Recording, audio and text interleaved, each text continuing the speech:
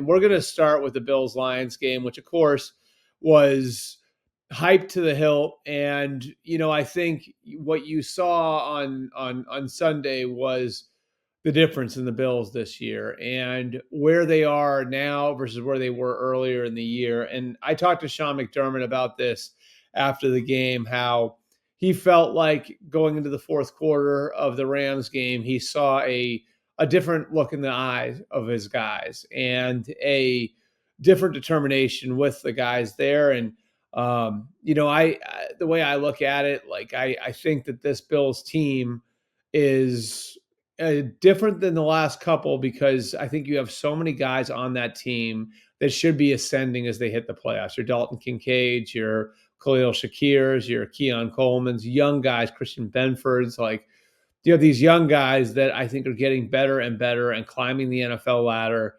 And so you have all of that, like in a different look in their eye. And then you have a quarterback who's playing at the absolute highest level.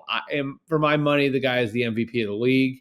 I think Lamar Jackson definitely deserves notice, deserves to be noted in that race. Same thing, Saquon Barkley. But what Josh Allen is doing and the way that he's played over his last 6 quarters is otherworldly.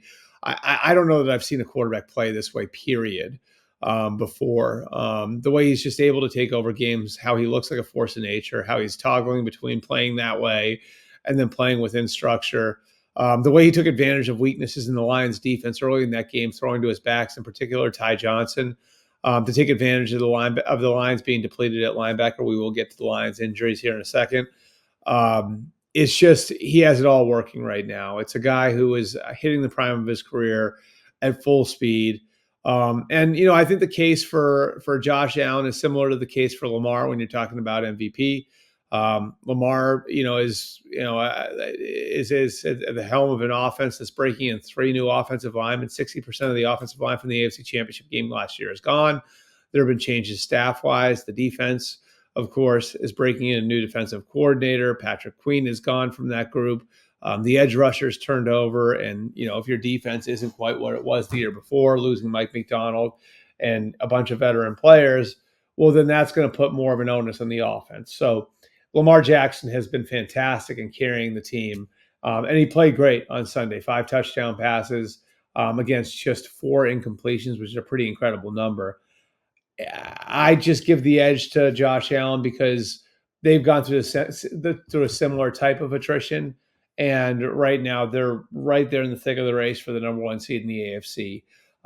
We've been over the names before, right? Stephon Diggs and Mitch Morris on offense. On defense, Micah Hyde, Jordan Poyer, Tre'Davious White. Like, they've lost a ton of guys in the last offseason. They trusted their ability to develop people the same way that the Ravens did. And when you do that, your big money quarterback has to be a big part of it. And Josh Allen has been a huge part of it. I think there are very few players, period, that I've covered in the last 20 years of covering the NFL that have played at the level that Josh Allen is playing at right now.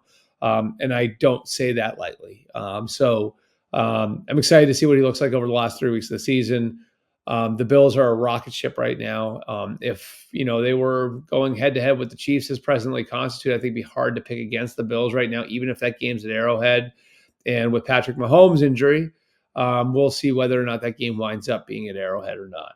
On the flip side of that matchup, look, like the Lions, it'd be tough not to trust Dan Campbell and his staff to work things out, but it does feel like the injuries are getting to a critical mass.